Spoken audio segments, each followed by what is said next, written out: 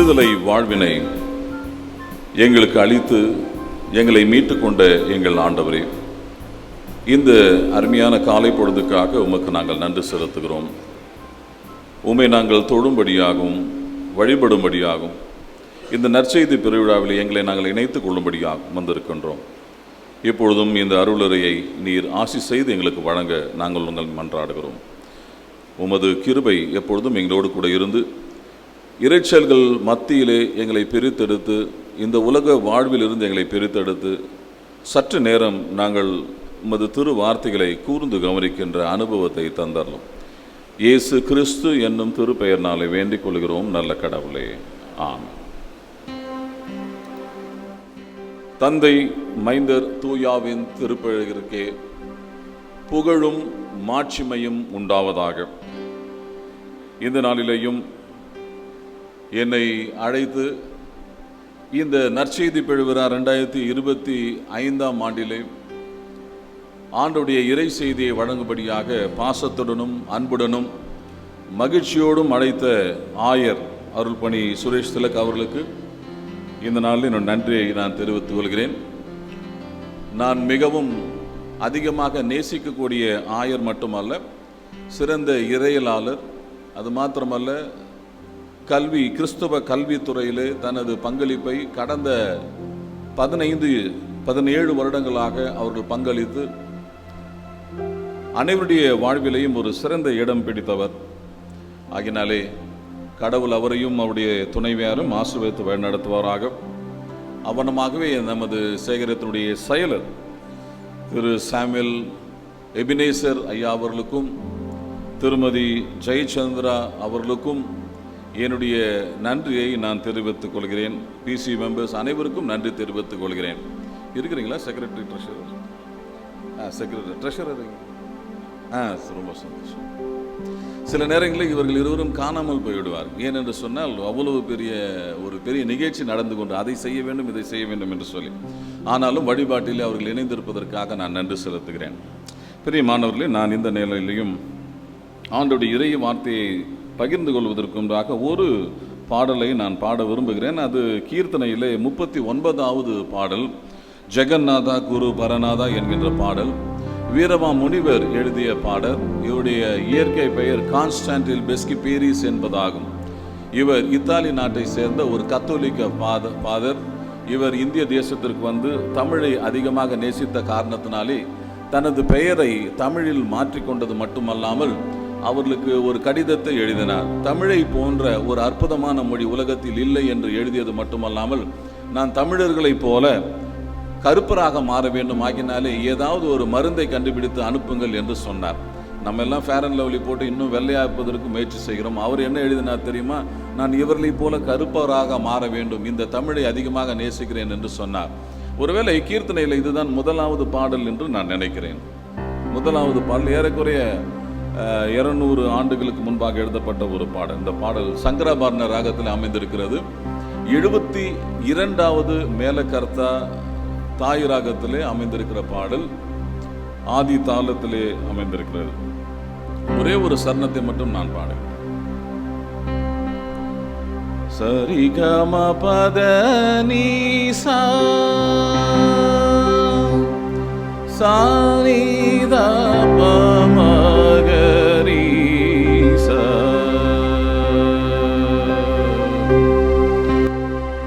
ஜெகநாதா குரு பரநாதா திரு அருள்நாதா இயேசு பிரசதநாதா ஜெகநாதா குரு பரநாதா திரு அருள்நாதா இயேசு பிரசதநாதா ஜெகநாதா திகழுறும் தாதா திகழுறும் தாதா புகழுறும் பாதா திகழுறும் தாதா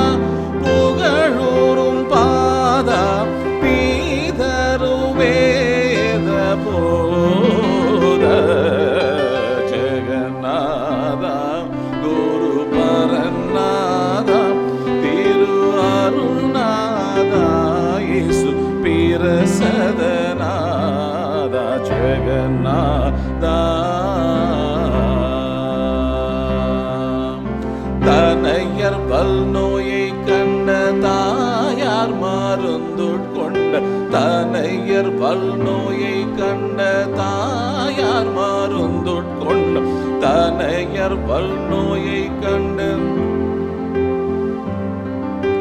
தனையர் வல்நோயை கண்ட தாயார் மருந்துட்கொண்ட தகைமயன பேரன்பு கூர்ந்தாயே வினயர் எம்பாவக்கேடு வினயர் எம்பாவக்கேடு விலக அரிய பாடு வினயர் எம்பாவக்கேடு விலக அரிய பாடு மேவி அனுபவிக்க நேர்ந்தாயே ஜெகநாதா குருபரநாதா திரு அருள்நாதா இயேசு பிரசதநாதா ஜெகநாதா குருபரநாதா திரு அருள்நாதா இயேசு பிரசதநாதா ஜெகநாதா.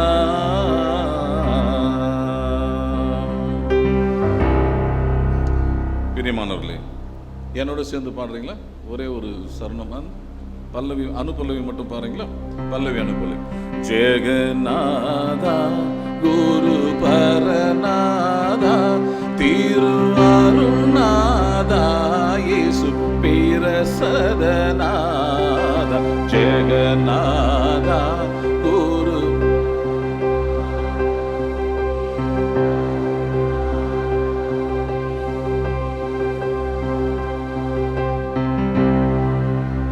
பின்னாடி இருக்கிற என்ன நினைக்கிறாங்கன்னா, ஏதோ பாஸ்டர் பாரு ஃப்ரெண்ட்ல 4 பேர் மட்டும் தான் பார்ப்பாரு, நமக்கு என்ன வந்துச்சுன்னு நம்ம பாட்டு எங்கேயோ உட்காந்துருக்கலாம் அப்படின்னு உட்காந்துருக்கு. ஐயா அம்மா வணக்கம் தோத்திரம் சேர்ந்து பாருங்களா எல்லாரும். ஜெகநாதா குரு பரநாதா திரு அருள்நாதா இயேசு பிரசதநாதா ஜெகநாதா. திகழூரும் பாதா திகழூரும் பாதா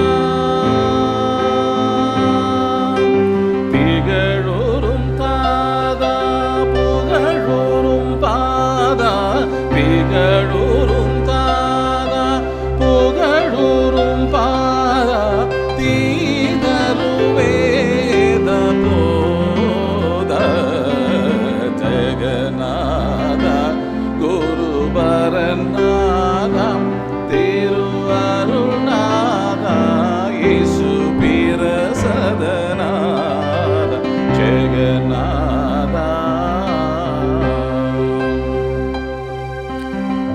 எங்க வயசான பாட்டி ஒருத்தர் இருந்தாங்க.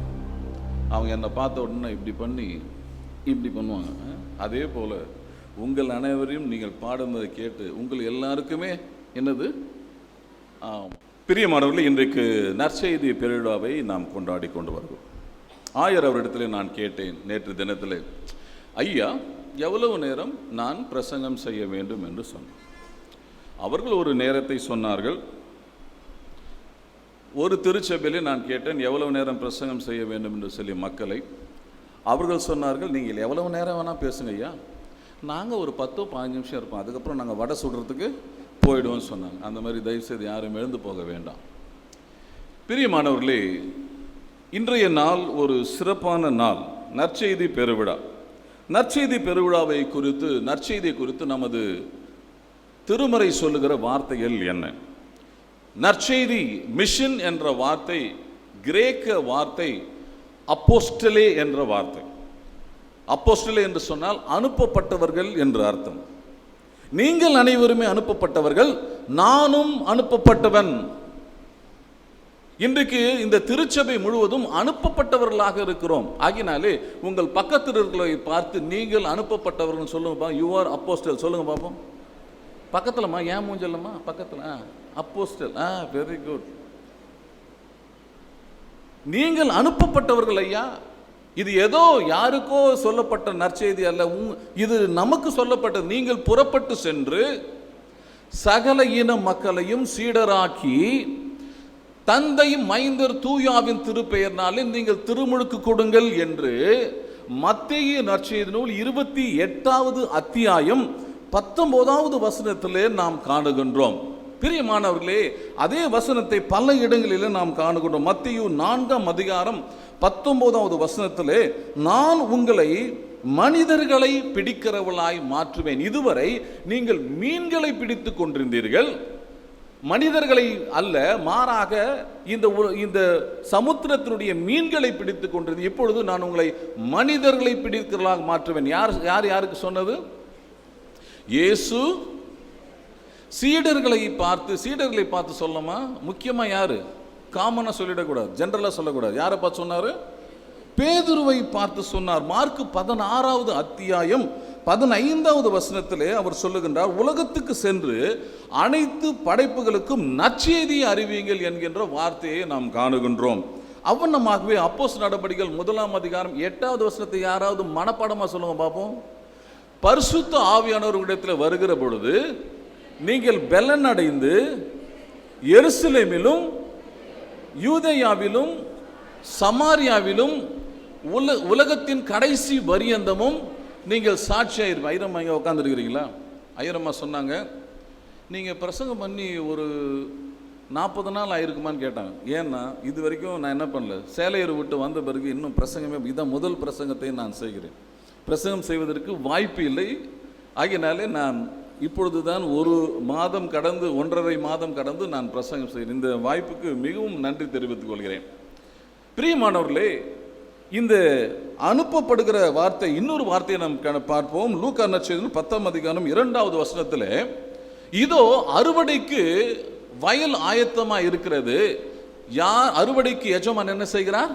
காத்து கொண்டிருக்கிறார், இதோ அவர் வேலை ஆட்களை அவரை எதிர்பார்த்து கொண்டிருக்கிறார் என்கின்ற வசனத்தை நாம் அங்கே காணுகின்றோம். பிரியமானவர்களே, இத்தனை வசனங்கள் இருக்கிறது. இன்னொரு வார்த்தையும் நாம் கிரேக்கத்திலே பயன்படும். முதலாவது நான் என்ன சொன்னேன்? அப்போஸ்டலே என்று சொன்னேன். இரண்டாவதாக இவாங்கிலியோன் என்ற வார்த்தை. அப்படின்னு என்ன அர்த்தம் சொன்னா, டு அனௌன்ஸ், அறிவிக்கிறேன் என்ற வார்த்தை, அறிவியுங்கள் என்ற வார்த்தை, இவாங்கிலியோ என்ற வார்த்தை. ஆகினாலே பிரியமானவர்களே, இன்றைக்கு நற்செய்தியாளர்கள் மட்டும்தான் அறிவிக்க வேண்டும் என்பதல்ல, மாறாக நாம் அனைவருமே அறிவிப்பதற்காக அழைக்கப்பட்டிருக்கிறோம் என்று சொன்னால் அது மிகையாகாது. இன்றைக்கு இந்த நாளில் என்னுடைய ஆண்டவருடைய இறை வார்த்தையை என்னுடைய அனுபவத்தின் வழியாக நான் உங்களிடத்தில் பேசுவதற்கு நான் விளைகிறேன். என்னுடைய அனுபவம் என்ன?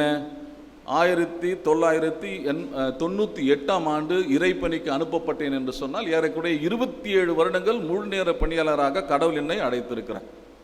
அது மாத்திரமல்ல, திருச்சபையுடைய பணி என்று எடுத்துக்கொண்டால் ஏறக்குறைய 21 வருடங்களுக்கு மேலே, 22 வருடங்கள் ஆகிவிட்டது. 23வது ஆண்டுக்குள்ளாக நான் அடியெடுத்து வைக்கிறேன். என்னுடைய அனுபவத்திலிருந்து சில குறிப்புகளை நான் சொல்ல விரும்புகிறேன். கடவுளுக்கே மாட்சிமையும் புகழும் உண்டாவதாகும். இன்றைக்கு படிக்க கேட்ட முதலாவது பகுதி, நற்செய்தி பகுதியை நாம் எடுத்துக்கொள்ளும். எல்லாரும் இந்த கையில் பைபிள் வைத்திருக்கிறீங்களா? திருமறை வைத்திருப்பவர்கள் எல்லாம் ரைட், ரொம்ப சந்தோஷம். கையெல்லாம் தூக்க வேணாம். எத்தனை பேர் திருவிவிலியம் வைத்திருக்கிறீர்கள்? கை தூங்க பார்ப்போம். திருவிவிலியம் ரொம்ப சந்தோஷம். லேட்டஸ்ட் மொபைல்னால் ஓடி சென்று நாம் என்ன செய்கிறோம்? நாம் வாங்கி விடுகிறோம். யாரும் பட்டன் ஃபோன்லாம் இப்போ யாரும் வச்சிடல. யாரும் வச்சுருக்கீங்களா? யாரும் கிடையாது. ஏன் சொன்னால் அது லேட்டஸ்ட் வேர்ஷன். அதே போல் திருமறையிலே கூட புதிய வேர்ஷன்ஸை நாம் வாசிப்பதற்கு நாம் முயற்சி செய்ய வேண்டும். திருவிவிலியத்தை நீங்கள் படிங்கள், பழைசு போட்டுறாதீங்க. இரண்டையும் சரிசமமாக வைத்து நீங்கள் படிப்பதற்கு முயற்சி செய்தால் நீங்களும் என்ன செய்கிறீங்க? ஒரு நல்ல முன்மாதிரியாக இருக்கிறீர்கள், அல்லது சிறந்த மொழிபெயர்ப்பை படிக்கிறீர்கள், உண்மையை அறிந்து கொள்கிறீர்கள் என்று அர்த்தம், வேற ஒன்றும் அல்ல. யாராவது எடுத்தவர்கள் வாசிங்க. இணை சட்டம் 16வது அத்தியாயம் வசனங்கள் 9 யாராவது படிங்க பார்ப்போம். நீங்கள் படிக்கிறேன், நான் படிக்கிறேன். சரி, நானே படிக்கிறேன். நீ 7 வாரங்களை கணக்கில் கொள், விளைந்து நிற்கும் கதிரில் கதிர்வாலை முதலில் வைத்த நாள் தொடங்கி 7 வாரங்களை கணக்கீடு. 7 வாரங்களை கணக்கீடு. எபிரேயத்தில் இந்த கணக்கீடு என்கின்ற வார்த்தைக்கு என்ன அர்த்தம் சொன்னா, டிஸ்பார் என்று அர்த்தம். சரியா? டிஸ்பார் என்று அர்த்தம். டிஸ்பார் அப்படின்னா என்ன அர்த்தம் சொன்னா, கணக்கீடு என்று அர்த்தம். கணக்கு பண்ணுன்னு சொல்லலை, கணக்கு இரு. There is a difference between கணக்கு பண்ணுங்க, ஆமாம் கணக்கு பண்ணுங்கன்னு சொன்னால் பொய்யான கணக்கை எழுதுவது. கணக்கீடு என்ற வார்த்தை வருகிறது. பிரியமானவர்களே, இன்றைக்கு நற்செய்தி திருப்பணிக்காக வந்திருக்கிற நாம், அல்லது நற்செய்தி பெரும் விழாவுக்கு வந்திருக்கிற நாம், ஆண்டவர் நமக்கு சொல்லுகின்ற வார்த்தை, முதலாவது வார்த்தை என்ன சொன்னா, நீ கணக்கிடு. நீ கணக்கிடு. எப்படியா கணக்கிடுறது அப்படின்னா, நிறைய கணக்குகளை நான் என்னுடைய வாழ்க்கையிலிருந்து சொல்லிக்கொண்டே போகலாம். கணக்கீடு. ஆற்காடு குப்பம் என்கின்ற இடத்திலே நான் ஊழியத்தை செய்ய ஆரம்பித்தேன்.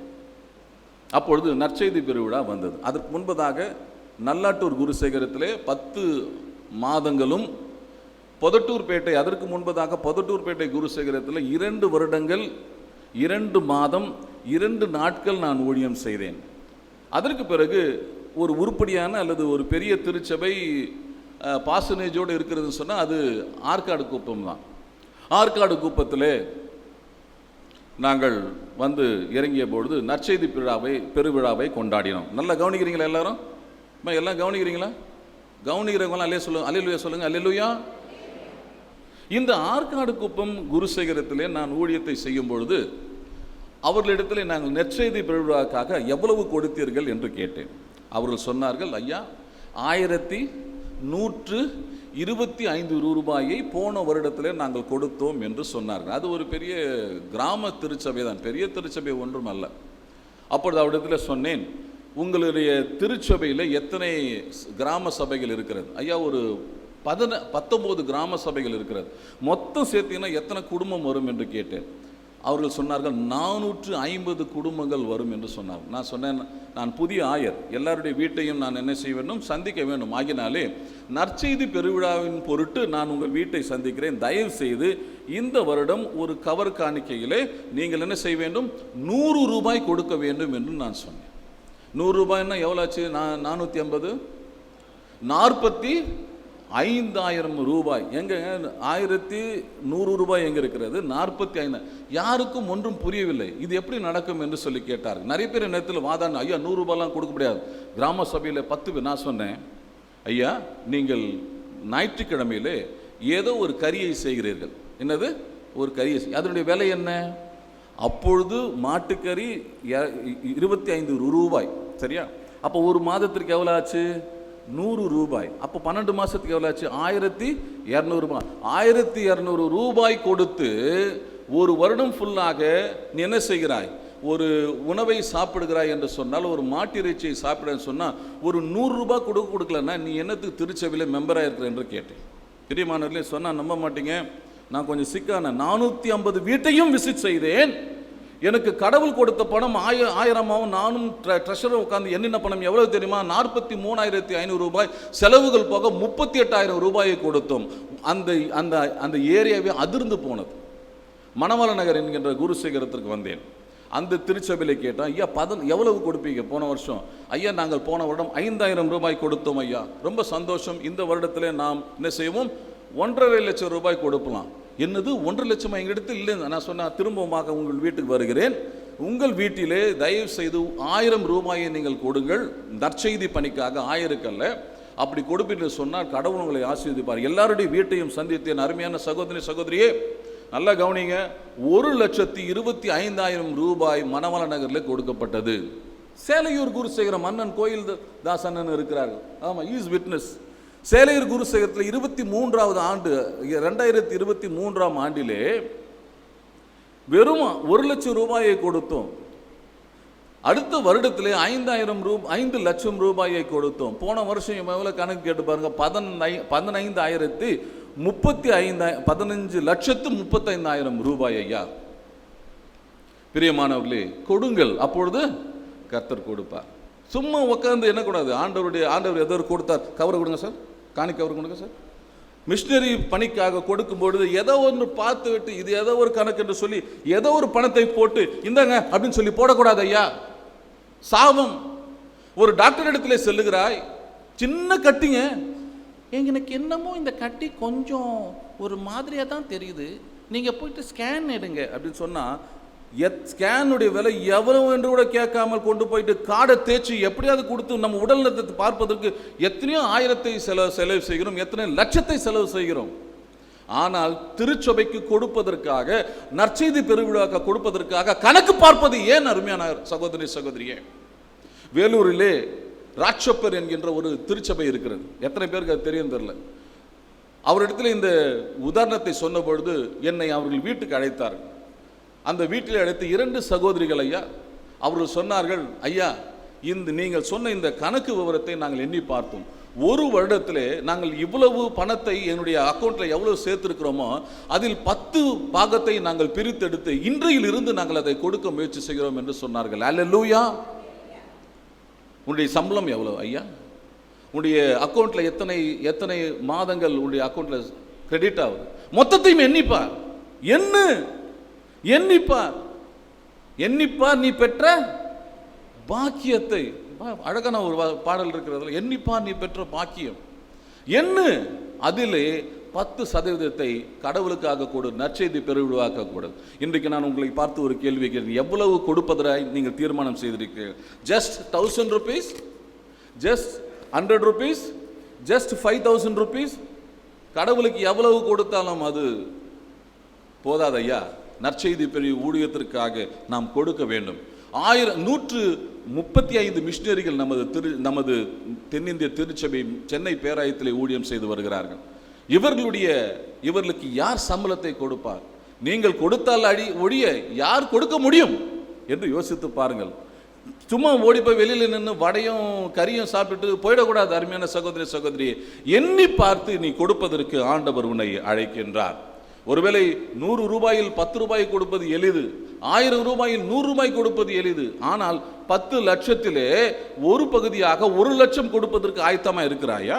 1 கோடி ரூபாயிலே 10 லட்சம் ரூபாயை 1 கோடி ரூபாயில் 10 லட்சத்தை கொடுப்பதற்கு ஆயத்தமா இருக்கிறோமா என்கின்ற கேள்வி ஆண்டவர் உன்னுடைய உள்ளத்தில் எழுப்பார். எதற்காக நீ வந்திருக்கிறாய்? ஏன் வந்திருக்கிறாய்? பிரியமானவர்களே, கணக்கிட்டு பார் என்று சொல்லுகிறார் ஆண்டவர். உனக்கு கொடுத்த எல்லா ஆசீர்வாதங்களும் கணக்கிட்டு பார். எவ்வளவு நன்மையை கொடுத்திருக்கிறார். திருப்பருத்தி குன்றம் என்கின்ற குருசேகரம் இருக்கிறது. அந்த குருசேகரத்தில் நல்ல மேய்ப்பர் ஆலயம் இருக்கிறது. அந்த நல்ல மேய்ப்பர் ஆலயத்திலே ஒரு அருமையான சகோதரி வந்தார்கள். அவர்கள் என்னிடத்தில் ஒரு முறை 40,000 ரூபாயை திருச்சபையினுடைய திருப்பணிக்காக கொடுத்தார்கள். நான் சொன்னேன், ஏமா இவ்வளவு பணம் கொடுக்குறீங்க? ஏதோ கொஞ்சம் போட்டால் போதாதா அப்படின்னு நான் சும்மா விளையாட்டாக கேட்க அவங்க சொன்னாங்க, ஐயா ஆண்டவர் என்னை உயிரோடு வைத்திருக்கிறார் ஐயா. நான் எப்போவோ செத்து போயிருக்கணும். எனக்கு கேன்சர் என்று சொல்லி டாக்டர்கள் சொல்லிவிட்டார்கள். ஆனால் ஆண்டவர் என்னை கேன்சர் வியாதியிலிருந்து குணப்படுத்தியதினாலே 1 மாதத்திற்கு 45,000 ரூபாய் செலவு செய்ய வேண்டிய நான் இன்றைக்கு 1 பைசா கூட செலவு செய்யவில்லை. ஆகினாலே நான் இந்த 45,000 அல்ல ஐயா, நான் 5 லட்சம் ரூபாய் கொடுக்க வேண்டும் என்று சொன்னார். கடைசியில் அவர்கள் தான் அந்த ஜெனரேட்டரை வாங்கி கொடுத்தார். அந்த குடும்பம் தான் ஜெனரேட்டரை வாங்கி கொடுத்தது. அல்லேலூயா. பிரியமானவர்களே, கணக்கிட்டுப்பார். நான் வேகமாக சொல்லுகிறேன். அடுத்த வார்த்தை, நான் முதலாவது வார்த்தை சொன்னேன், டிஸ்பார் என்ற வார்த்தை, கணக்கிட்டுப்பார். அடுத்த வார்த்தை என்னன்னு சொன்னா டில் என்ற வார்த்தை, டில் 10 என்ற வார்த்தை. அதுதான் தன்னார்வமாய் செலுத்து. யாராவது எடுத்தவர்கள் படிங்க, 10வது வருஷத்தை படிங்க. அதன் பின்பு உன் கடவுளாகிய ஆண்டவருக்கென வாரங்களை விழாவை கொண்டாடு. அவர் உனக்கு ஆசி வழங்குவதற்கு ஏற்ப உன் கைகளால் அவருக்கு தன்னார்வ காணிக்கையை செலுத்து. வாட் a wonderful word, செலுத்து. முதலாவது என்ன சொன்னேன்? கணக்கிடு. இரண்டாவது செலுத்து. எங்கெங்க செலுத்தணும்? அந்த பக்கம் இருக்கு பாருங்க, லெஃப்ட் ஹேண்ட் சைடில் திரும்பி ரைட் ஹேண்ட் சைடில் அங்கே ஒரு கவுண்டர் இருக்கு. அங்கே போய் என்ன செய்யுங்க? பணம் செலுத்தும் இடம். பணம் செலுத்தும் இடம் அப்படின்னா என்ன அர்த்தம்? நீ செலுத்தினாதான் உனக்கு என்ன கிடைக்கும்? உனக்கு அட்மிஷன் கிடைக்கும் ஐயா, அட்மிஷன் கிடைக்கும். ஆனால் கடவுளுக்கு கொடுப்பதில் மட்டும் செலுத்துவதிலே நாம் ஏன் பாராபட்சம் பார்க்கிறோம்? ஒரு முறை ஒரு தீர்க்கதரிசி சொன்னார், நீங்கள் கடவுளுக்கு கொடுப்பதிலே நீங்கள் வஞ்சனை செய்கிறீர்கள். நீங்கள் கடவுளுக்கு கொடுப்பதிலே வஞ்சனை செய்வதனாலே நீங்கள் கடவுளிடத்திலிருந்து கொள்ளையடிக்கிறீர்கள் என்று சொன்னார்கள். நான் அந்த வார்த்தையை சொல்ல முடியுமான்னு தெரியல. நீங்களும் நானும் கொள்ளையர்கள் ஐயா, கொள்ளையர்கள். கடவுளுக்கு கொடுக்க வேண்டியதிலே நாம் கொடுக்காமல் போனால் you and I are thief. கடவுளுக்கு கொடுப்பதிலே மூக்க உறிஞ்சு கொண்டு கொடுக்க வேண்டாம். ஐயோ கொடுக்கணுமே, இவ்வளோ கொடுக்கணுமே. ஆயர் கேட்டால் என்ன சும்மா கவர் நீட்டுறாங்களே, நச்சதி பெருவிடா கவர் நீட்டுறாங்க, அதுக்கப்புறம் இதுக்கு நீட்டுறாங்க, அறுவடை திருநாள் நீட்டுறாங்க, அது பண்ணுறாங்க, ஆர்வ ஸ்பெஷல் கொடுக்குறாங்க. பிரியமானவர்களே, நீ கொடுப்பதில் கணக்கை நீ பார்த்த, கர்த்தர் கொடுத்ததில் கணக்கிட்டு பார்த்த, இதுல ஒன்றுமே கிடையாது. நீ தன்னார்வமாய் செலுத்து என்று சொல்லு. It is not an obligation, but it is mandatory. இது ஒரு என்ன சொல்றது, இது ஒரு உன்னுடைய விருப்பம் அல்ல, மாறாக கடவுள் கொடுக்கின்ற கட்டளையா இது. பிரியமானவர்களே, என்ன விஷயம் பாருங்க, இதுல கடவுளுக்கு கொடுப்பதிலே என்ன செய், நீ ஒவ்வொரு நாளும் செலுத்த வேண்டும். நான் ஒரு திருச்சபைக்கு போயிருந்தேன். ஒவ்வொரு மே மாதம் வருகின்ற பொழுது ஒரு மாதம் ஆயருக்கு லீவ் இருக்கும். அதனால் நாங்கள் லீவ் போட்டு ஒவ்வொரு திருச்சபை, எங்களுக்கு தெரிஞ்ச திருச்சபைக்கு எங்கேயா போவோம். ஒரு திருச்சபைக்கு சென்றேன் ஐயா. சர்ச்சு முடிஞ்சது ஐயா. முடிஞ்ச உடனே 4 பேர் 4 நோட் புக் எடுத்துன்னு வந்தாங்க ஐயா. 4 பேர் கோயிலான என்ன எத்தனை வந்தாங்க, 4 நோட் புக் எடுத்துகிட்டு வந்தாங்க. 4 நோட் புக் எடுத்துகிட்டு வந்துட்டு 10 பேரை பிடிச்சி என்ன செஞ்சாங்க, எவ்வளோ அப்படின்னு கிரிக்கிட்டு இருந்தான். எனக்கு ஒன்றும் புரியல, என்னடா இது நோட்டு, ஒருவேளை இவங்களுக்கு ஏதாவது கடன் கொடுத்தாங்களா என்னான்னு பார்த்தோம். என்னதுமா நடந்தது, அவளுக்கு கொடுக்க வேண்டிய தசம பாகத்தை பிரித்து நோட் புக்கை போட்டு ஒவ்வொரு நாளும் அந்த மூப்பர்கள் என்ன செய்கிறாங்க, கலெக்ட் பண்ணி கொண்டு வருகிறார்கள். பிரியமானவர்களே, நீங்கள் நீங்கள் என்ன செய்யக்கூடாது, ரொம்ப व्यसனப்படவும் வேண்டாம், அதற்காக நீங்கள் உட்கார்ந்து முனகிட்டு அழுகவும் வேண்டாம். உதாரத்துவமாய் கொடுக்கிற இடத்துல கர்த்தர் என்ன செய்கிறார், பிரியமாக இருக்கிறார். God loveth the cheerful giver. பாருங்க, கடவுள் தாராளமாய் கொடுக்கிற இடத்துல என்ன செய்கிறார், அவர் மிகவும் அன்பாய் இருக்கிறார் என்று திருமறையிலே போடப்பட்டிருக்க. பிரியமானவர்களே, செலுத்து, தன்னார்வமாய் செலுத்து. இன்னைக்கு எதை செலுத்த போகிறாய் யோசித்துப்பா. ஒரு முறை ஒரு கூட்டத்துக்கு நான் சென்றிருந்தேன். அப்போ ரொம்ப சின்ன பையன், ஒரு 12வது 10வது தான் படிக்கிறேன். அப்பொழுது அவர் சொன்னார், இப்பொழுது நாம் காணிக்கையை செலுத்த போகிறோம். காணிக்கை புக்கு காணிக்கை அங்கே இருக்குதா, சரி விட்டுருங்க. காணிக்கை பையை கொண்டு வாங்க சொன்னார். காணிக்கையை கொண்டு வந்தார். அவர் சொன்னார், நீங்கள் இப்போ என்ன பண்ண போகிறீங்க, நான் உங்களுக்காக ஜெபம் பண்ண கையை தூக்குங்கன்னு சொன்னார். எல்லாரும் கையை தூக்குனாங்க. எல்லாம் கை தூங்க பார்ப்போம், எல்லாரும் கை தூக்குங்க, கையை தூக்குன்னு சொன்னார். ரைட் ஹேண்டு மட்டும்தான், லெஃப்ட்டு கிடையாது, ரைட் ஹேண்டு. அவர் என்ன சொன்னார், நான் ஜெபம் பண்ண போகிறேன்னு சொல்லிட்டு ஜெபம் பண்ணார். ஜெபம் பண்ணி முடித்துட்டு காணிக்கைக்காக இப்பொழுது உங்கள் கையை என்ன செய்யுங்க, பாக்கெட்டில் போடுங்க அப்படின்னார். அவர்களெல்லாம் போட்டேன். என் பாக்கெட்டில் நான் போட்டேன். வெறும் 50 ரூபாய் தான் ஐயா, அவ்வளோதான் என்கிட்ட காசு, வேறு எதுவும் இல்லை. அதுக்கப்புறம் நான் வீட்டுக்கு செல்வதற்காக கொஞ்சம் ஒரு 10 ரூபாய் தேவைப்படும், அவ்வளோதான். நான் பாக்கெட்டில் கையை விட்டேன். அந்த கூட்டம் எங்கே நடந்து கொண்டிருந்ததுன்னா பெரியார் திடலில் நடந்து கொண்டிருந்தது. பாக்கெட்டில் கையை போட்டேன், எவ்வளோ காசு வந்து போட்டு நான் பாட்டு வந்துட்டேன். அன்றைக்கு நான் அங்கேருந்து எங்கே தினத்தந்தி ஆஃபீஸிலிருந்து பெரம்பூர் வரை நான் நடந்தே சென்று விட்டேன், பாடிக்கொண்டே நான் சொன்னேன், அது வேறு விஷயம். ஆனால் அவர்கள் அனைவருமே என்ன செய்தார்கள், உதாரத்துவமாய் கொடுத்தார்கள். பிரியமானவர்களே, கர்த்தருக்காய் கொடுத்தவன் ஒரு நாளும் ஏழையாய் போனதில்லை. அல்லேலூயா. ஒருத்தனை கூட்டு காட்டுங்க, இவன் கடவுளுக்கு கொடுத்தாங்க பிச்சைக்காரனா போனான்னு சொல்லி. சென்ட் பால்ஸ் என்கின்ற ஒரு திருச்சபை இருக்கிற, பேர் சொல்ல மாட்டேன், தயவுசெய்து பேர் சொல்ல வேண்டாம். ஒரு அருமையான மிஷின் போர்டுடைய கன்வீனர் ஒருவர் இருக்கிறார். அவர் என்னிடத்தில் சொன்ன அவருடைய பெயரை நான் குறிப்பிட விரும்பவில்லை. அவர் என்னிடத்தில் சொன்னார், ஐயா, என்னுடைய பிஸ்னஸ் ஒரு பெரிய நஷ்டத்தில் இயங்கி கொண்டிருந்தது. ஆனால் திருச்சபைக்கு தெரியாது. நான் ஒரு மிஷின் போர்டுடைய கன்வீனர். அந்த திருச்சபையிலே ஒரு பெரிய நிகழ்ச்சி நடந்து கொண்டே இருந்தது. அப்பொழுது கடவுள் என்னை ஏவினார், இந்த ஊழியத்திற்காக நீ கொடுப்பாயா, எல்லாம் இருக்கும் பொழுது கொடுத்தாய், இப்பொழுது நஷ்டத்தில் போய்கொண்டிருக்கிறது, இப்பொழுது நீ கொடுப்பாயா என்று கேட்டார். அப்பொழுது நான் சொன்னேன், ஆண்டவரே, அவர் சொன்னார், ஆண்டவரே, நான் என்னுடைய பேங்க் பேலன்ஸில் ஒன்றுமில்லை, கடனில் போய் கொண்டிருக்கிறது.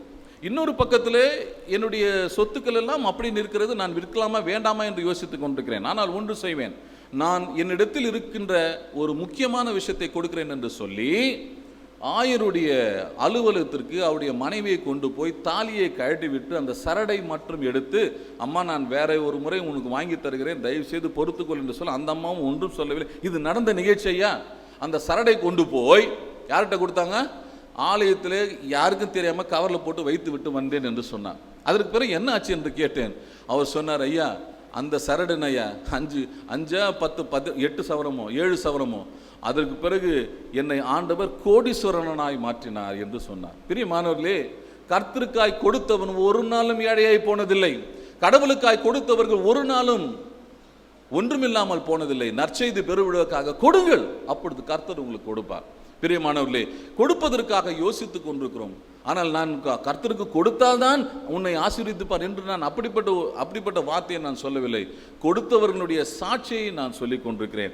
ஆகினாலே தன்னார்வமாய் செலுத்து. அடுத்தது பாருங்க, 3வது வார்த்தை 12வது வசனத்தை நாம் எடுத்துக்கொள்வோம். நீ எகிப்தில் அடிமையாய் இருந்தாய் என்பதை நினைவில் நிறுத்து. முதலாவது நான் என்ன சொன்னேன்? கணக்கீடு. 2வது செலுத்து. 3வது நினைவில் நிறுத்து. Remember who are you, who were you. இன்றைக்கு என்ன ஆண்டு? இது என்ன ஆண்டு? 2025.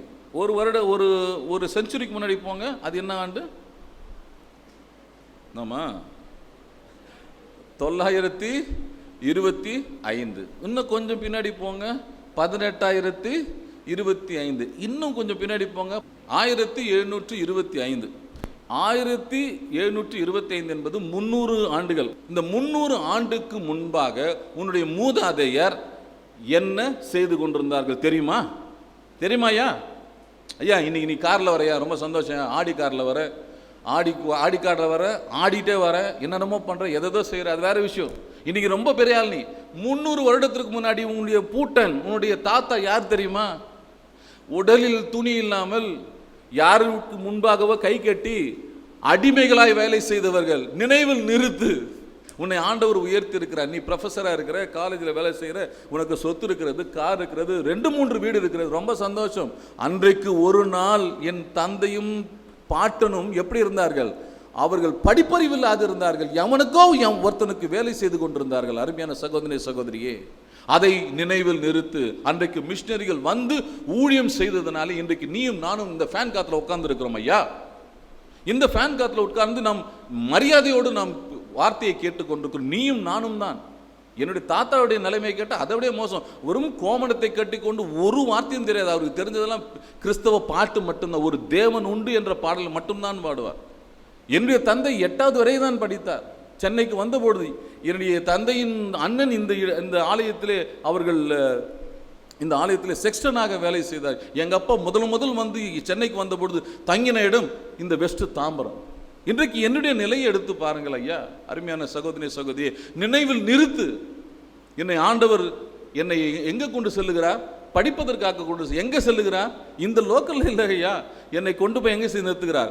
பர்மிங்ஹாம் யூனிவர்சிட்டியில் PhD படிப்பதற்கான ப்ரப்போசலை அனுப்பியிருக்கிறேன். அப்படி ஆண்டவர் வைத்திருக்கார். நினைவில் நிறுத்து. அருமையான சகோதரி சகோதரியே, கடவுள் உன்னை ஆசீர்வதிக்கட்டும். ஆகினாலே உற்சாகமாய் கொடுப்பதற்கு நாம் முயற்சி செய்ய வேண்டும். சிலர் சொல்லுவாங்க, என்னையா நற்செய்தி பெருவிழா, இதை போய் என்னத்தை நம்ம கொடுக்குறோம்?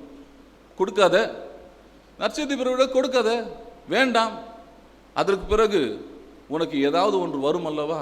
அப்பொழுது நீ கணக்கே கேட்காமல் வாரி இறப்பாய் அல்லவா? அப்பொழுது தெரியும் கடவுள் உன்னை எப்படி ஆசீர்வதித்திருக்கிறார் என்று சொல்லி. ஒரு அம்மா சொன்ன, எங்கேயா கடவுள் என்னை ஆசீர்வதித்தார்? ஏமா நீ எப்படி வந்தன்னு கேட்டேன். அதுவும் அப்படி நடந்து லெஃப்டில் திரும்பி ரைட்டில் திரும்பி நான் அப்படியே சர்ச்சில் வந்து உட்காந்தேன். நான் நீ நடந்து வந்து உட்காந்ததே ஒரு பெரிய ஆசீர்வாதம் தெரியுமா அப்படின்னு கேட்டேன்.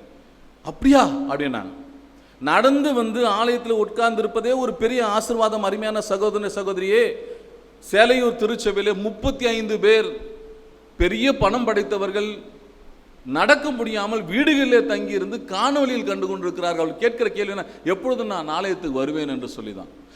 குடும்பத்தில் 2 பேருமே வெளிநாட்டில் வேலை செய்கிறார்கள். அம்மா வீட்டிலேயே உட்கார்ந்து மூட்டு வலி, என்னால் நடக்க முடியவில்லை. ஆனால் நீயோ நானோ நடந்து இங்கே வந்திருப்பது ஒரு பெரிய அதிசயம். அல்லேலூயா. பிரியமானவர்களே, முதலாவது நான் உன்னிடத்தில் சொன்ன கருத்து என்ன? அதுதான் எண்ணிப்பார். கடவுள் நீ செய்த காரியங்களை எண்ணி பார்க்க சொல்லுகிறார். 2வதாக செலுத்து. தன்னார்வமாய் செலுத்து. யாரோ சொன்னாங்க என்பதற்காக செலுத்தாது. நீ கொடுத்து பார், கடவுள் உன்னுடைய களஞ்சியங்களை நிரப்புகிறாரா இல்லையா என்று பார். 3வது, ஆண்டவர் என்ன செய்கிறார்? நினைவில் நிறுத்து என்று சொல்லுகிறார். உங்களுடைய வாழ்க்கையை நினைவில் நிறுத்துங்கள். எதிர்கால வாழ்க்கையை நினைவில், உடைய மூதாதையர் செய்த வேலைகளை யோசித்து பாருங்கள். ஆண்டவர் உங்களை உயர்த்திருக்கிறார். ஆகினாலே நாம் உற்சாகமாய் கொடுப்போம். இந்த வருடம் டார்கெட்லாம் 1000 ஃபிக்ஸ் பண்ணவில்லை. என்னையா டார்கெட்? பெரிய டார்கெட். நான் சொன்னேன் அல்லவா, 1200 ரூபாயிலிருந்து 43,000 என்று சொன்னால் எத்தனை மடங்கு என்று யோசித்து பாருங்கள். சாதாரண 5 லட்சம் ரூபாய் கொடுத்த இடத்திலே ஒரு பெரிய மாறுதல் ஏற்பட்டு 1.5 லட்சம் ரூபாய் கொடுத்தான். அதற்கு பிறகு 5,000 1.5 லட்சம். அதற்கு பிறகு பாருங்கள், நமது திருச்சபையில் ஒவ்வொரு இடங்களிலும் வேலை செய்தவர்களெல்லாம் பன்மடங்கு கொடுத்து கொண்டே வருகிறார்கள். நாம் இதோடு நிறுத்தி விடாமல் இன்னும் அதிகமாக உற்சாகமாக கொடுப்பதற்கு ஆண்டவர் அழைக்கின்றார். இந்த கவரை நீங்கள் தயவு செய்து கொடுக்காதீங்க. இன்றைக்கி நீங்கள் கொஞ்சமாக எடுத்துன்னு வந்திருப்பீங்க, எனக்கு நல்லா தெரியும். கொஞ்சமாக எடுத்துன்னு வந்திருப்பீங்க. இன்றைக்கி டிசைட் பண்ணது ரொம்ப கம்மி. வீட்டுக்கு போய் உட்காந்து கணக்கு நோட்டை எடுத்துங்க. உங்களுடைய அக்கௌண்ட் புக் எடுங்க, உங்களுடைய பாஸ்புக் எடுங்க. பிரதர்ஸ் சிஸ்டர்ஸ், கவுண்ட் பண்ணி பாருங்க. அதுக்கப்புறமா இதை செலுத்துங்க. இன்றைக்கு கொடுக்க வேண்டாம் ஐயா. With the permission of the pastor I am saying, don't give because it is very less. நீ கணக்கு பார்க்காமல் கொடுத்துருக்கிறாய். வீட்டுக்கு சென்று யோசித்து ஒரு செக்கை எழுதுங்க. உங்கள்கிட்ட காசு இருக்காது, எல்லாமே ஜிபேல இருக்கும், எல்லாமே பேங்க்ல இருக்கும். செக்கை எடுத்து எழுதிப்பார். எத்தனை சைபர் போடுகிறாயோ அத்தனை சைபருக்கும் கடவுள் உன்னை ஆசீர்வதிப்பார். ஹல்லேலூயா. கொடுத்தால் தான் கடவுள் ஆசீர்வதிப்பார் என்று நான் சொல்லுங்க. ஆனால் நினைத்துப்பார். தன்னார்வமாய் கொடு, தன்னார்வமாய் கொடு, எல்லாவற்றையும் கொடு, உள்ளதையெல்லாம் கொடு, ஊக்கமாய் கொடு. நீங்கள் வெறும் பணமாக செலுத்த வேண்டிய அவசியம் இல்லை, தங்க நகைகளாக கூட செலுத்தலாம். கடவுள் உங்களை ஆசீர்வதிப்பார். நான் சொன்ன ஒரு உதாரணம் இருக்கிறது அல்லவா, கடவுள் அப்படி ஆசீர்வதிப்பார். அப்படி கடவுளுக்காக கொடுத்தவர்களை ஆண்டவர் உண்மையிலே ஆசீர்வதி. நற்செய்தி பணிக்காக ஜெபிங்கள், நற்செய்தி பணிக்காக கொடுங்கள். நற்செய்தியை பணியை நீங்களே செய்யுங்கள். நீங்கள் தான் செய்ய வேண்டும் நற்செய்தி பணியை. கடைசியாக நான் ஒரே ஒரு வார்த்தையை சொல்லி நான் முடிக்கிறேன். நற்செய்தி பணி, இந்த திருமறையை நான் 3 வாக்கியங்களில் நான் முடிக்கிறேன். 3 விஷயம் தான் இந்த திருமறை சொல்லுகிறது. முதலாவது என்ன சொல்லுகிறது தெரியுமா? இந்த திருமறை, நீங்கள் அனைவருமே கடவுளுடைய சாயலா இருக்கிறீர்கள், கடவுளுடைய பிள்ளையா இருக்கிறீர்கள். சொல்லுங்க பாப்பா திருப்பி. நாம் கடவுளுடைய சாயல், கடவுளுடைய பிள்ளைகள். இதுதாங்க பைபிள் சொல்லுது, வேற ஒன்றும் சொல்லுங்க. ரெண்டாவது என்னதாம்மா சொல்லுது பைபிள்? நான் என்னுடைய பழைய ஏற்பாட்டிலிருந்து எடுத்த முதல் பகுதி. இரண்டாவது பகுதி என்னதாம்மா சொல்லுது?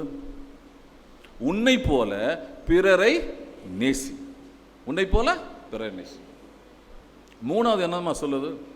நீ இதை போய் என்ன செய், உலகமெங்கும் சொல்லு. இந்த 3 தாங்க அந்த பைபிள் சொல்லு. நீ என்னதான் இதெல்லாம் படிக்கணும், ஆதியாகமம், யாத்திராங்க, லேவியராங்க, என்னதெல்லாம் படிக்கணும். நாங்கள் 66 புக்கெல்லாம் வேணாங்க. நான் சொன்ன 3 விஷயம் தாங்க இதில் இருக்குது. ஒன்று, you are children of God. நீங்கள் கடவுளுடைய பிள்ளைகளாக இருக்கு. அப்படி சொல்லிட்டோம்னா எந்த ஏற்றத்தாழ்வும் கிடையாது பாருங்க. இந்த ஜாதியை சேர்ந்தவன், இந்த ஏற்றத்தாழ்வை சேர்ந்தவன், இந்த பணக்கான உயர்வு எதுவுமே கிடையாதுங்க. எல்லாரும் கடவுளுடைய பிள்ளைகள். நீயும் கடவுளுடைய பிள்ளை தான். தெருவில் உட்காந்துருக்கிற யாரோ ஒருவர் சம்பந்தம் இல்லாத தெருவில் நின்று கொண்டிருக்கிறார்களே, பர்தா போட்டுக்கொண்டு, அவர்களும் சகோதர சகோதரி தான். இரண்டாவது, உன்னை போலவே பிறரை நேசி. மூன்றாவது, இதை போய் என்ன செய், மக்களுக்கு சொல். நீ கடவுளுடைய பிள்ளை ஆகியனாலே நான் உன்னை நேசிக்கிறேன் என்று மட்டும் சொல். அதுதான் நற்செய்திங்க.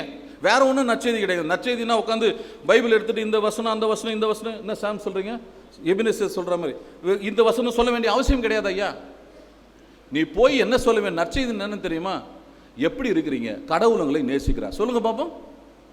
இதுதாங்க சுவிசேஷம். நீங்க இதை சொன்னீங்கன்னா நீங்க தான் போய் சொல்லுங்க. உங்க வீட்டில் இருக்கிறவங்க, பக்கத்து வீட்டில் இருக்கிறவங்க, வேலை செய்யறவங்க, உங்களுக்கு கீழே வேலை செய்யறவங்க, சர்வர்கிட்ட சொல்லுங்க, வெள்ளர்கிட்ட சொல்லுங்க, கடவுள் உன்னை நேசிக்கிறார். அவ்வளவுதாங்க. எப்படி இருக்கிறாய், கடவுள் உன்னை நேசிக்கிறாய், சாப்பிட்டியான்னு கேட்டு பாருங்க. இதுதாங்க நற்செய்தி, வேற ஒன்றும் இல்லைங்க. நீங்க ஒன்றும் இயேசு கிறிஸ்துவை நேசி, அதான் அவன் அடுத்தது உங்களை பார்த்து என்னதான் சொல்லுவார் அவரு, நீங்க சாப்பிட்டீங்களான்னு கேட்பாரு. எந்த கடவுளை நேசிக்க, எந்த கடவுள் என்னை நேசிக்கிறாருன்னு கேட்பார். அவ்வளோதாங்க. இதுதாங்க நற்செய்தி, வேற ஒன்றும் நற்செய்தி இல்லை. பிரதர் அண்ட் சிஸ்டர்ஸ், இன்றைக்கு நிறைய ஸ்டால்ஸ் இருக்குது. நான் ஒரு நாள் ஒரு ரிட்டையர்டு ஆன ஒரு தாசில்தார், எந்த ஊருன்னு சொல்ல மாட்டேன், நீங்கள் தேடி கண்டு போய் சொல்கிறீங்க, தாசில்தார் அம்மா உட்காந்துதான். நான் சொன்னேன், அம்மா இங்கேயே உட்காந்துட்டு இருக்கிறீங்களா, அங்கே அதிரசம் வைக்கிறத வாங்கி சாப்பிடுங்கண்ணே. எனக்கு சுகர் ஐயா, நல்லா சாப்பிட முடியாது. சார் ரொம்ப சந்தோஷம். அந்த பக்கம் வடை விற்கிது, அதை சாப்பிடுங்க. அதில் ஆயில் இருக்குது, அதில் சாப்பிட முடியாது. அது ரொம்ப போச்சு. சரி வேற ஒன்று, பிரியாணி பிரியாணி சாப்பிடுங்க, எனக்கு ஹார்ட் அட்டாக்.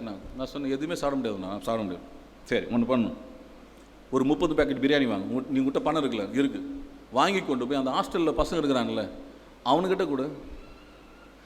உனக்கு உன்னால் முடியலன்னா பக்கத்து வீட்டில் இருக்கிற கொடுங்க, வாங்கி கொண்டு போய். இல்லை மற்றவங்களுக்கு கொடுங்க, எதிரில் இருக்கிற வீட்டில் கொடுங்க. சாப்பிடாதவங்க எவ்வளோ பேர் தெருவில் இருக்கிறாங்க, போய் கொடுத்துட்டு போங்க. கர்த்தர் உன்னை நேசிக்கிறான்னு கொடுத்துட்டு போங்க. பிரியமானவர்களே, அப்படித்தான் நாம் கடவுளுக்கு உதார்த்தமாய் கொடுக்க. கடவுளுக்கு கொடுக்கிறவர்கள் ஒரு காலம் ஏழையாய் போனதில்லை, ஒன்றுமில்லாமல் போனது, ஆசீர்வாதத்தை பெறுவீர்கள். அதற்கு நானும் என் துணைவியாரும் என்னுடைய பிள்ளைகளும் சாட்சியாய் இருக்கிறோம். ஜெபம் செய்வோமா?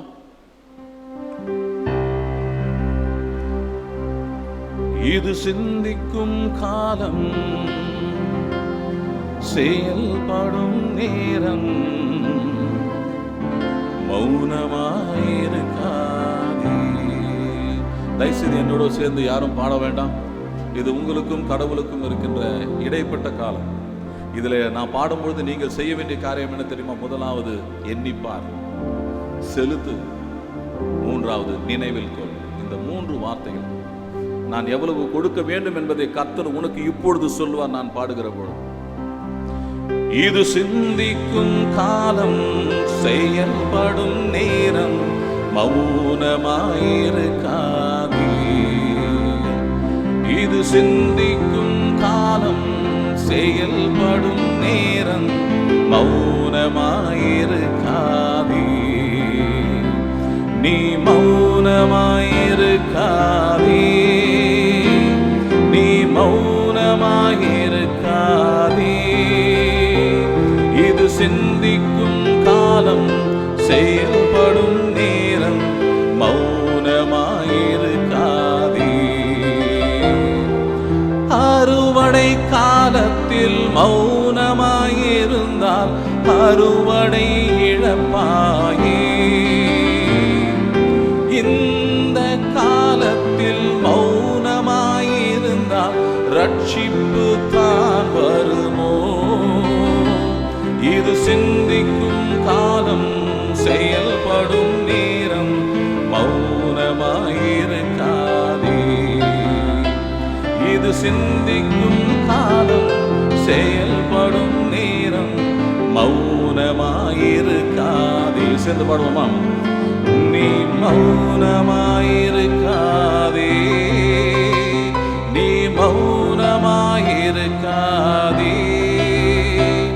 இது சிந்திக்கும் காலம், செயல்படும் நேரம், மௌனமாயிருக்காதே. இது சிந்திக்கும் காலம், செயல்படும் நேரம், மௌனமாயிருக்காதே. நீ மௌனமாயிருக்காதே, நீ மௌனமாயிருக்காதே. அன்புள்ள ஆண்டவரே, நீர் கொடுத்தவைகளை நாங்கள் மறந்து போனோம். திரும்பவுமாக ஆண்டவரே நாங்கள் உம்மிடத்தில் வருகிறோம். எங்கள் வாழ்க்கையில் ஆண்டவரே நீர் கொடுத்த உயிருக்காக ஸ்தோத்திரம் செலுத்தும். கொரோனா காலத்திலே நாங்கள் செத்திருக்க வேண்டும் ஐயா. ஆண்டவரே, நாங்கள் உயிர் பிழைத்தோம், தப்பித்தோம், திரும்பவுமாக பாவத்தில் விழுந்து கிடக்கும். உமக்கு கொடுப்பதிலே, மிஷன் ஊழியங்களுக்கு கொடுப்பதிலே நாங்கள் ஆண்டவரே அக்கறை பாராட்டவில்லை. ஆண்டவரே, இப்பொழுதும் மேற்கு தாம்பரம் குருசேகரத்தின் சார்பாக யாரோ ஒருவர் கொடுக்கிறார் என்று அல்ல, நான் என்ன கொடுத்தேன் என்று யோசித்து ஆண்டவரே பன்மடங்காக கொடுக்க நீர் உமது பரிசுத்த ஆவியை தந்தருளும் சுவாமி. இந்த பரிசுத்த ஆவி எங்களில் செயல்படவில்லை என்று சொன்னால் நாங்கள் கொடுக்க முடியாது. ஆண்டவரே, பிசாசு எங்களை கொடுப்பதற்கு நிறுத்துகிறார். ஆனால் ஆண்டவரை எண்ணி பார்த்து நாங்கள் உள்ளமாற கொடுக்க, உன்னதமாக கொடுக்க, எங்களையே கொடுக்க, ஆண்டவரை ஊக்கமாக கொடுக்க நீர் எங்களுக்கு உதவி செய்யும். இந்த கரங்களை அர்ப்பணிக்கின்றோம். இது அடியேன் பேசிய வார்த்தைகள், நீர் பேசின வார்த்தைகள், ஆண்டவரை என் மூலமாய் பேசிய இந்த வார்த்தைகள் ஒவ்வொன்றும் ஆண்டவரை செயல்படட்டும் சுவாமி. ஆயரை ஆசீர்வதித்து காத்து, திருச்சபை மக்களை காத்து உமது கரங்களை அர்ப்பணிக்கின்றோம். வழிநடத்தி இந்த நாள் ஒரு சிறப்பான நாளாக அமைய உதவி செய்யும். இயேசு கிறிஸ்து என்னும் திருப்பெயர்னாலே வேண்டிக் கொள்கிறோம் எங்கள் நல்ல கடவுளே. ஆமென். வருத்தப்பட்டு பாரம் சுமந்தோரை வருந்தி அன்பாய் அழைத்திடுவோம். வருத்தப்பட்டு பாரம் சுமந்தோரை வருந்தி அன்பாய் அழைத்திடுவோம். பூரித்த இயேசு பாவ பாரத்தை, நமது துக்கத்தை, நமது துன்பத்தை சுமந்து தீர்த்தாரே. ராசரே, இத்தரணியை அன்பாய் இயேசுவுக்கு சொந்தமாக்குவோம். பசியுற்றோர்க்கு பிணியாளிகட்கு பட்சமா